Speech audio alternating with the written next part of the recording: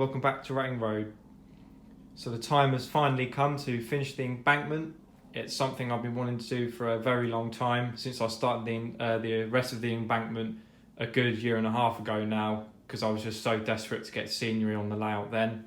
I've finally got a bit of time just to get it done, and that's what I'm going to be doing in this video, just showing you how I go about doing it, how I go about building up the embankment. I mean, you get a rough idea anyway, but I'll go into more detail in that later on.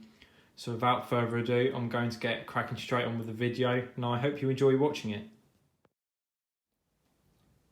So as you can see, I've done some pre-planning already. This line at the back, it says backboard on it, and my handwriting isn't the neatest. And if I just come in roughly in line with the backboard, there you go. So you can see where it will curve in to the layout more, and I've done this because then I've got enough space to come into the non-scenic section, take bits off the layout if I need to. There's plenty of space there. This bottom line is where the bottom of the embankment will follow. So it comes along there, and then it will just curve on to here.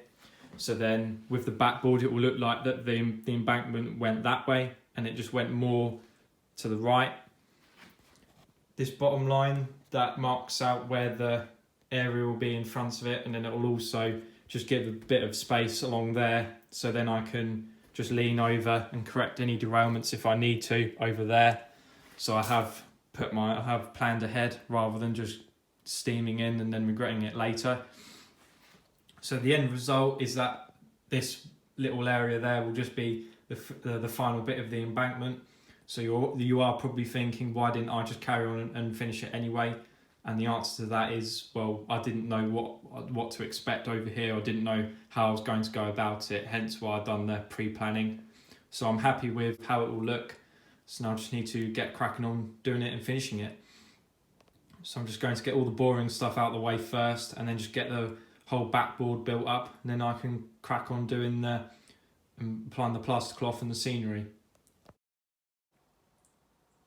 So I've just finished building up the backboard, and I just added some polyfiller in to fill the gaps before painting it white to match it all in. I haven't bothered with a back scene over here because what I wanted to do I couldn't find, and at the time I just couldn't get any pictures of it either, so I just resorted just to having a plain white background, and I'm not too worried by it. I do tend to try and keep all the effort going into the scenery to make it stand out. But now I'm just going to leave that paint to dry, come in tomorrow, and then I can start putting in the foundations before I can then put the plaster cloth on top of it. So it's the following day, and the paint is now dry to the touch. So nothing on there at all, which is good. So now I'm ready to start building up the foundations. So to do the foundations, I'm going to still use the method that I'd done for the rest of the embankment, and that was use screwed up newspaper and plaster cloth. I followed a tutorial on Everard Junction he made several years ago on how to create the embankments with this method, and the result is what you see in front of you now. I'm really happy with how that embankment is looking, or half of it rather. There are other ways of doing it, of course. I quite like the newspaper method because it gives a rough, uneven look to the hillside. There are other products on the market like the Woodland Scenics shaper sheet, which I do want to have a go at using in the future because I think that would look good for much smoother hillsides like railway cut-ins.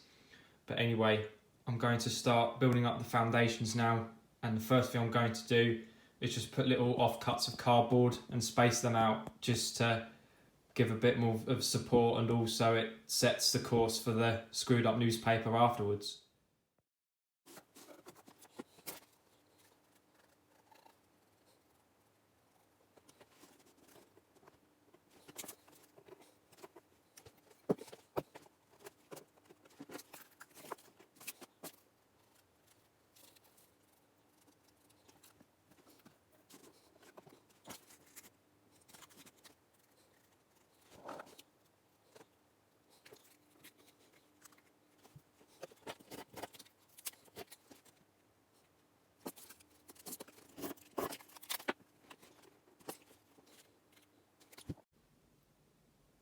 So they're now gluing in situ, so I'm just going to come away again and just give it plenty of time for the glue to go off, and then I can start piling up all of the screwed up newspaper in there. So these little cardboard cutouts are now gone off and they're completely dry, not moving at all. So now I can get cracking on adding the screwed up newspaper. So this really couldn't be easier. You literally just get your newspaper and then just tear any bit off, screw it up, and then just place it anywhere just to build up the foundations and just go from there.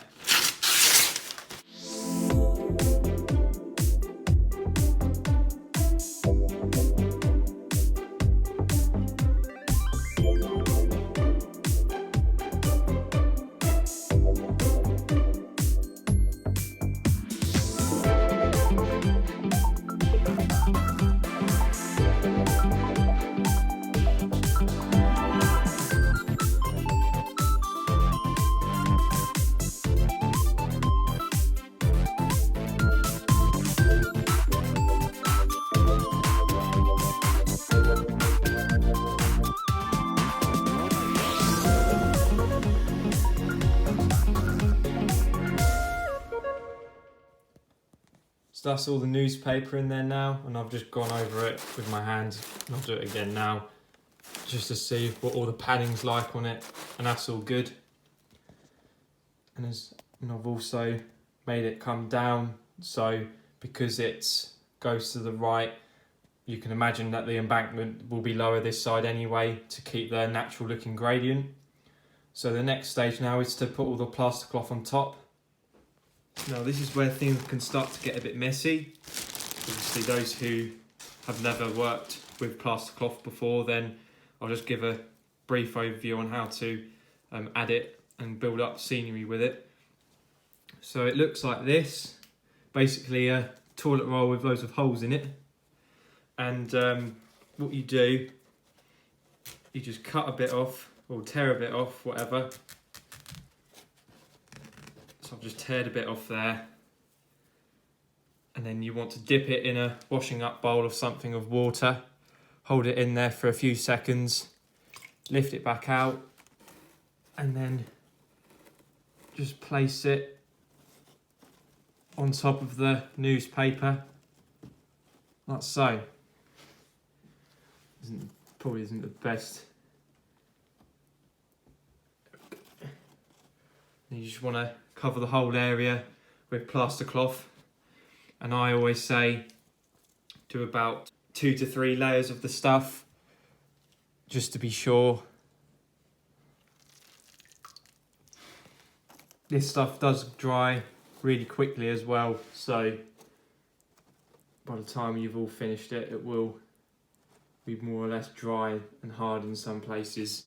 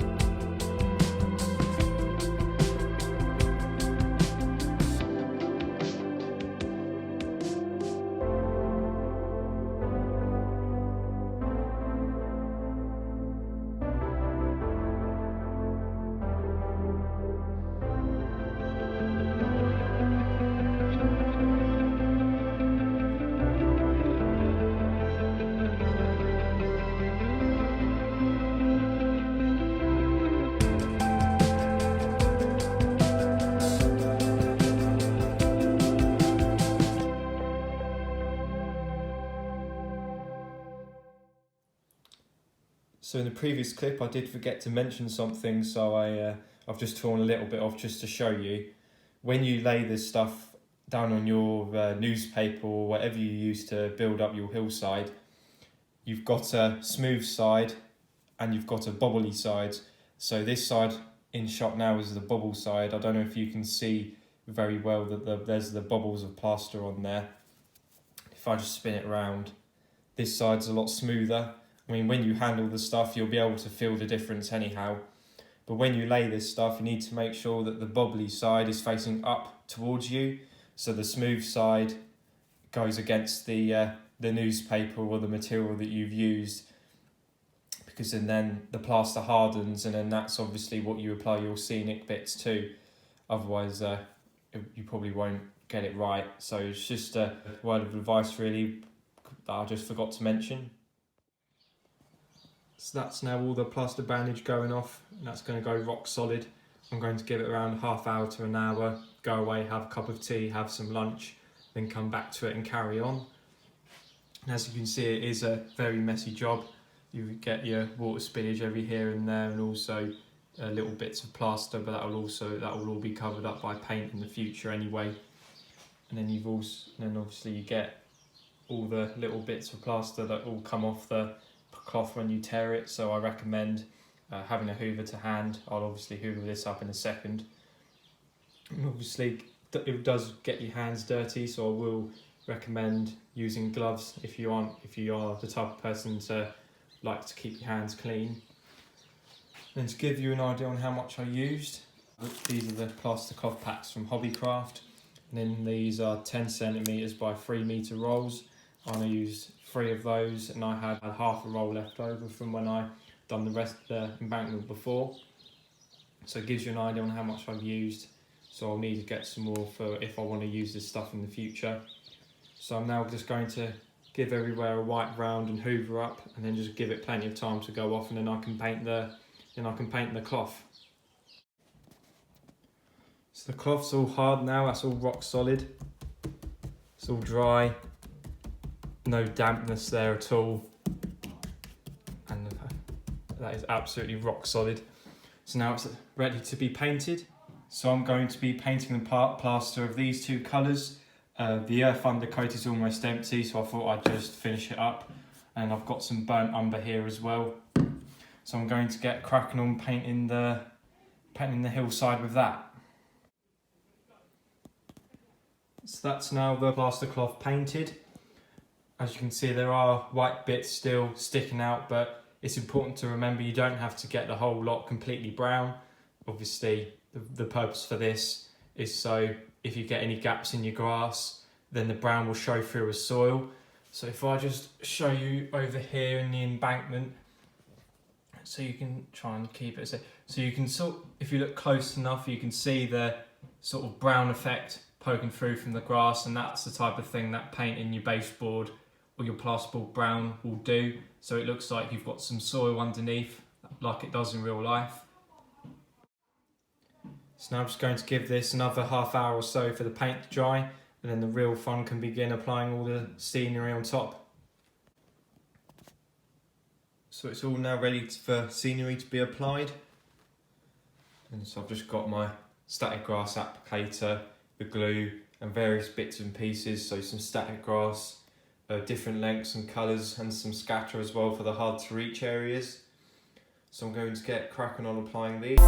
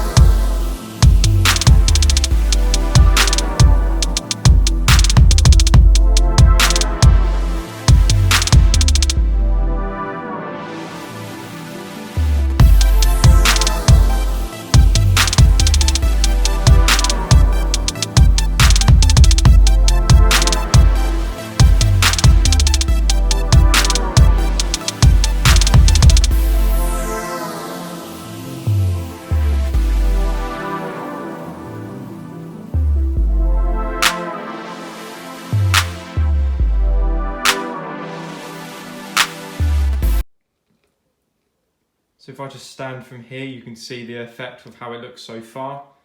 I did do 3 layers of static grass, starting with a light green 2mm and then a dark green 4mm to add a bit more length, and just finishing it with another 2mm layer but of another different light green colour. One of them's an unbranded sort of mix, and then the other two are Woodland Scenics, but obviously anything will do really. I still need to blend it in with this side because the left hand side is noticeably darker, and obviously you've still got the bushes and shrubs and stuff on there as well. Then I'll be adding some trees in due course too. So that's the next step for there. It's been a few hours since I've done it because I had a delivery of my new Hatton's Class 66. So I had that running around the layout for a while, just testing it, running it. And it's nice to say that it was absolutely flawless, apart from one little letdown, if you want to call it that. But keeping the focus on this video and then saving the Hatton 66 for a future video.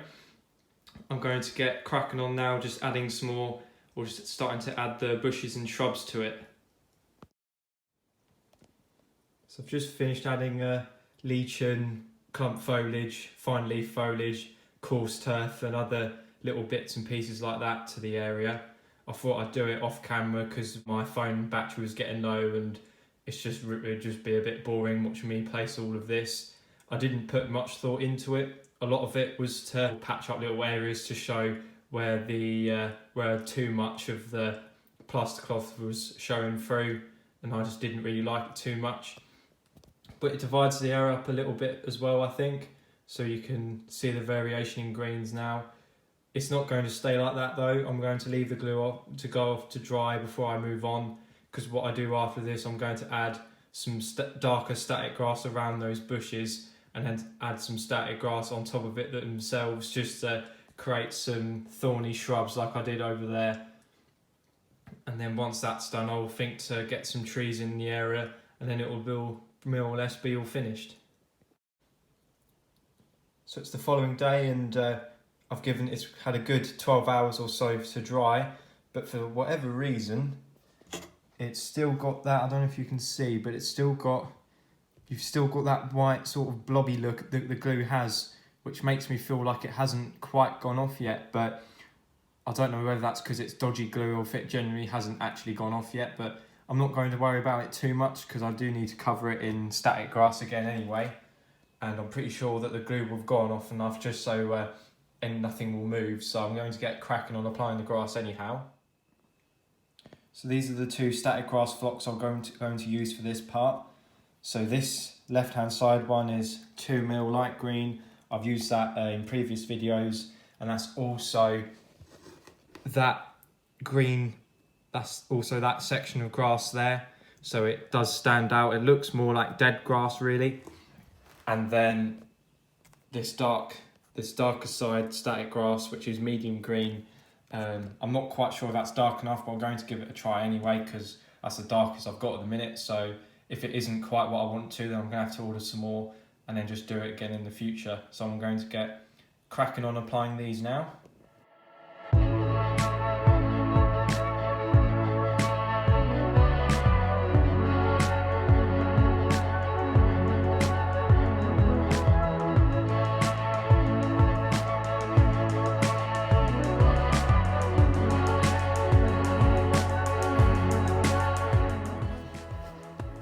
Okay, so it isn't quite as dark as I thought it would be, but I do like how it has darkened down it to a certain degree.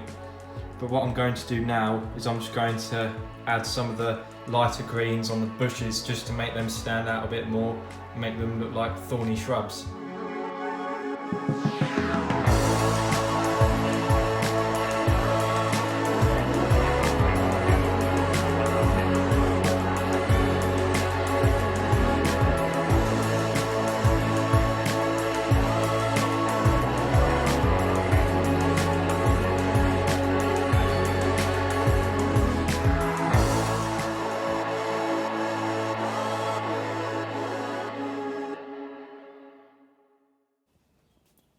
That's looking a lot better now, I think. Still maintains its variety in tones of green, but it also looks a lot more wild now, which is what I wanted. and obviously applying the grass to the bushes I think does improve it quite a bit. What I'm going to do now is just add some trees in the area just to add a bit more interest.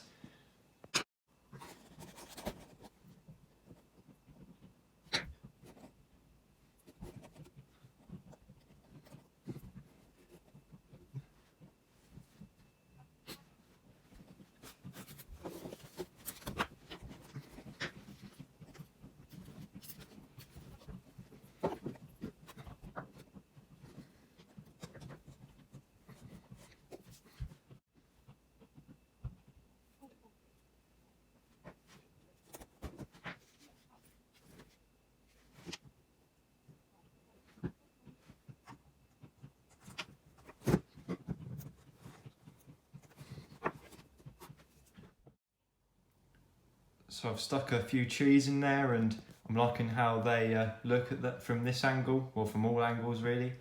I may put another one next to the tall one where the paint pot is, just so I can cover up that join in the backboard there, but that'll be something to think about later. So that half of the embankment now is pretty much finished. I am happy with how it's looking. I may add some flowering foliage in there, but I may just keep it as it is. I'll see how I feel. So just to finish the video off, I'm now going to just cover the rest of the embankment I done a while ago. Just tidy it up a little bit, make it blend in and just make it look genuinely better, especially around near the backboard where all the brown paint was unfortunately casted up against it. So I'm going to get that done and then it will all be finished.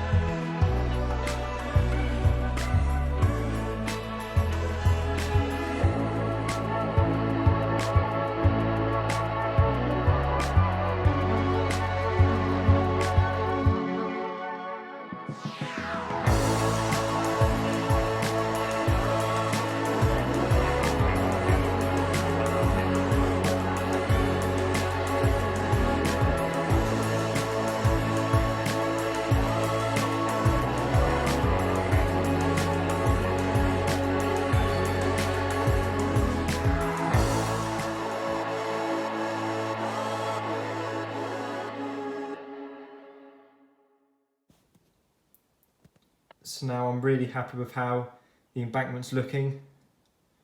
It still isn't quite finished. I will add to it in the future, but for video purposes, I won't do any more to it in this video. But yeah, I'm really happy with how that's come out, and I'm glad I went over the other side again with the applicator just to put some lighter tones of grass in there, and I think that's come out looking really good. So the row of bushes I put at the back against the backboard are now hiding pretty much most of the sloppy brown paint, which makes it a lot nicer to look at in my opinion. And then I'll put 3 trees in the corner as well, just to make a bit more interest and a bit of growth on the scene. I am thinking of putting another one in between them 2 trees there, and also another one just to cover up the backboard join a bit better. I won't be making the trees to do that because 1, I absolutely hated doing them, and 2, I've run out of all the equipment to do it anyway. I've run out of the tree armatures and the fine leaf foliage and the lesion that I use to do it with anyway, so I'll probably resort to ready-made trees just to fill in those gaps. So with the trees on my footpath scene, I cut the bottoms of the trunks off and then I've just put them on the embankment just to create a bit of interest. and because of that, up here there's a couple of more tree trunks just there. What I want to do is have a scene where a tree has just been cut down and it's about to be cut up by a few sawmill workers or anything, or something like that, and obviously have some barrier fences put in place just to create a bit more interest on the embankment itself. Put some wildlife in it as well, just some ideas to do.